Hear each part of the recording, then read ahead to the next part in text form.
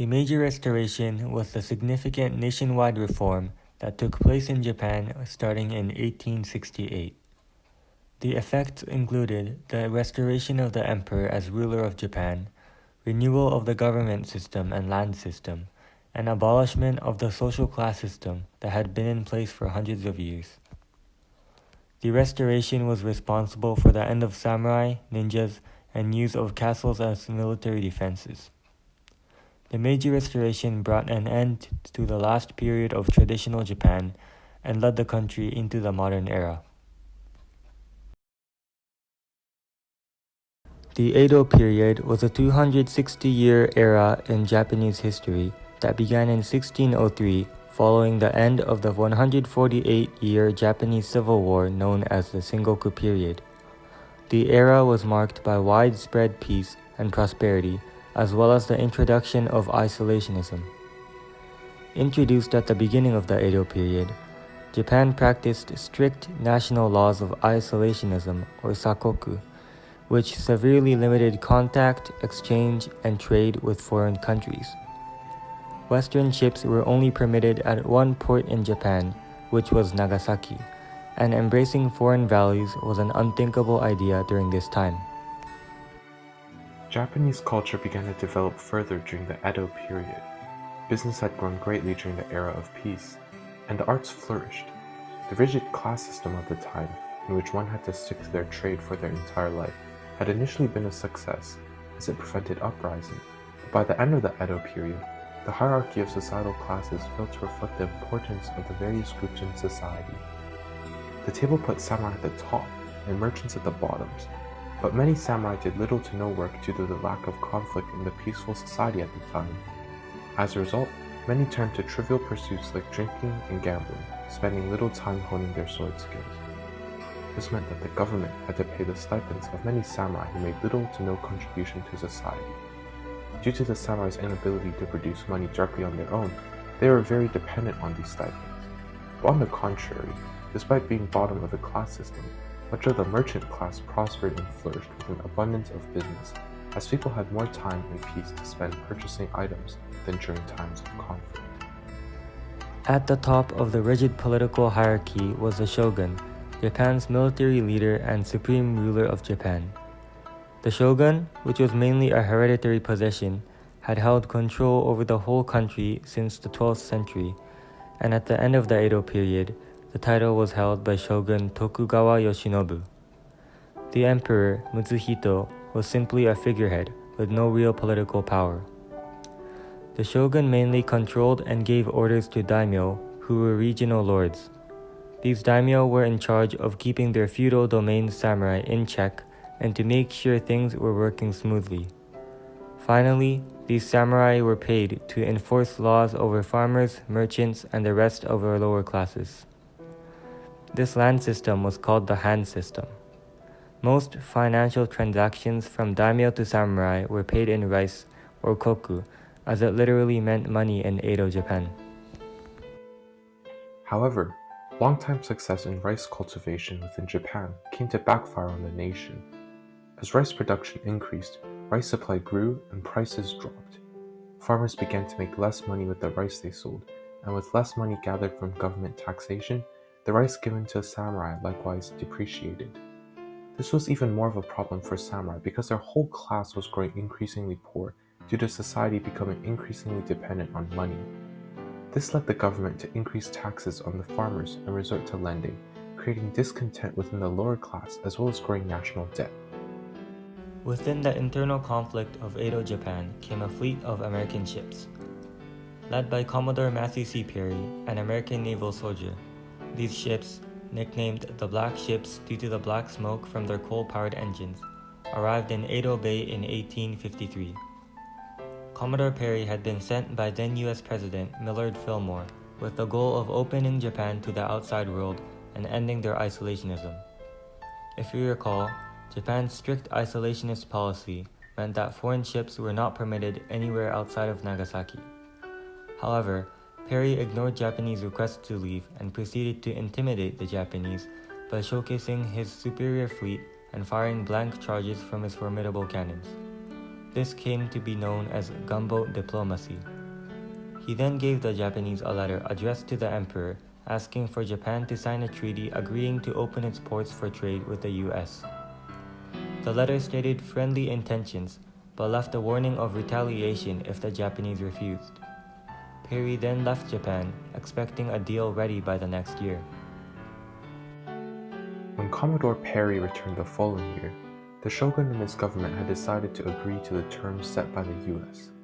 They signed the Convention of Kanagawa, a treaty agreeing to the opening of multiple ports to the US, as well as giving their citizens various rights in Japan.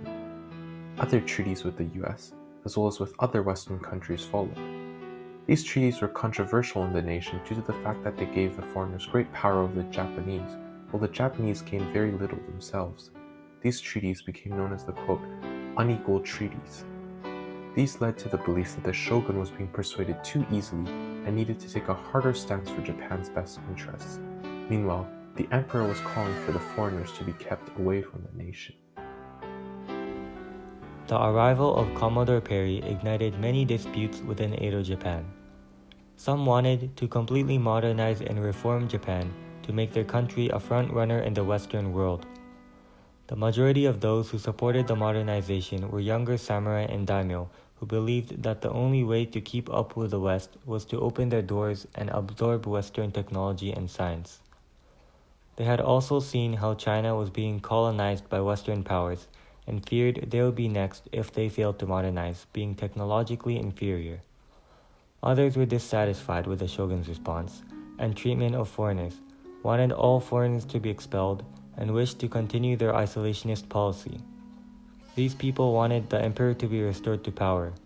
They believed the shogun was not fit to lead the country through foreign influence. Opposing this were those who wished to continue the current style of government. These people backed the shogun. They would follow whatever stance the shogun took on the Western world. One point on which all parties agreed was that the nation should remain, quote, Japanese. These disputes heightened the existing tension within Japan, mainly for those with higher political power.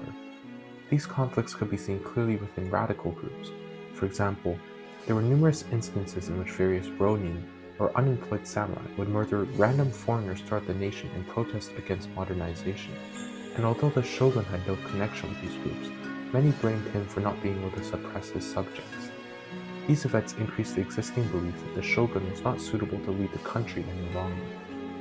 Under pressure from various powerful samurai groups such as the allied Satsuma and Choshu clans, the shogun Yoshinobu eventually stepped down from power in late 1867 and handed power to the emperor. He wished to retain his position, seeing this as a compromise that would retain him some level of authority.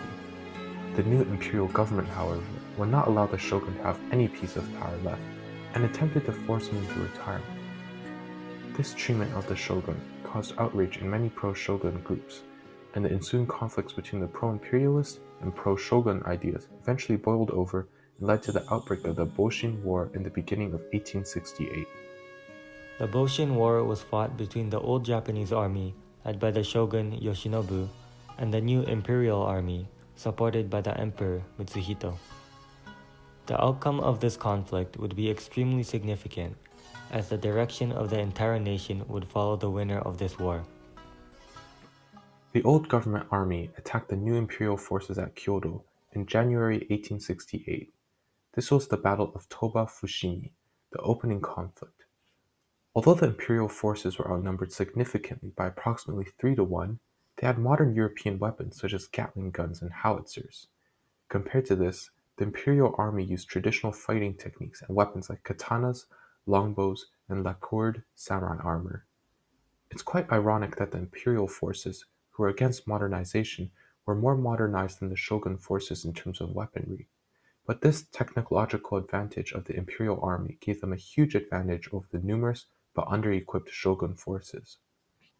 By the second day of the war, many daimyo supporting the shogun's army had already chosen to defect to the imperial side. Foreseeing the bleak outcome of the battle, the shogun fled and regathered forces in Edo. Without their leader, the shogun's forces withdrew, leading to an imperial victory. Yoshinobu and two previous Tokugawa shogun met at the Edo castle to plan the continuation of the Tokugawa line. But when the imperial forces came to assault the castle later in 1868, Imperial Force Commander Saigo Takamori and Tokugawa negotiator Katsukaishu agreed on a bloodless surrender. Despite the surrender and ensuing retirement of the shogun, some groups continued to oppose the new government. So, between early to mid-1868, the imperial forces, led by Takamori, made their way across Japan, stamping out resistance along the way. These culminated in the Battle of Ueno, in which the shogun forces faced a crushing defeat at the hands of the Imperials. The few remaining shogun forces and their leaders escaped north to join forces with the Aizu clan, a fiercely pro-shogun clan based in Japan's northern island of Hokkaido. There, they signed an alliance pact and attempted to establish their own nation named the Republic of Ezo. When the imperial forces arrived in late 1869 to shut down this last stand, the Aizu and shogun forces elected to fight rather than surrender. Although they outnumbered the imperial forces, they were once again defeated by the use of Gatling guns and modern weaponry. The Aizu and pro-shogun forces were finally made to surrender in November 1869. Other rebellions were further quelled throughout the nation, ensuring relative peace for years to come. With all opposition to the emperor's rule cleared, the new government put the Meiji Constitution into effect on November 29, 1869. The constitution restored power to the emperor, who had changed his name from Mutsuhito to Meiji. Thus, the name Meiji Restoration was born. The Meiji Constitution introduced a Western style of government with a cabinet elected by the people. Although the supporters of the emperor had originally demanded complete isolation and the expulsion of foreigners with power now in their hands, they changed their stance on these topics. They refocused on modernizing rapidly so as to keep up with Western technology and avoid being taken advantage of, with the ultimate goal of renegotiating the unequal treaties to make them more favorable for Japan.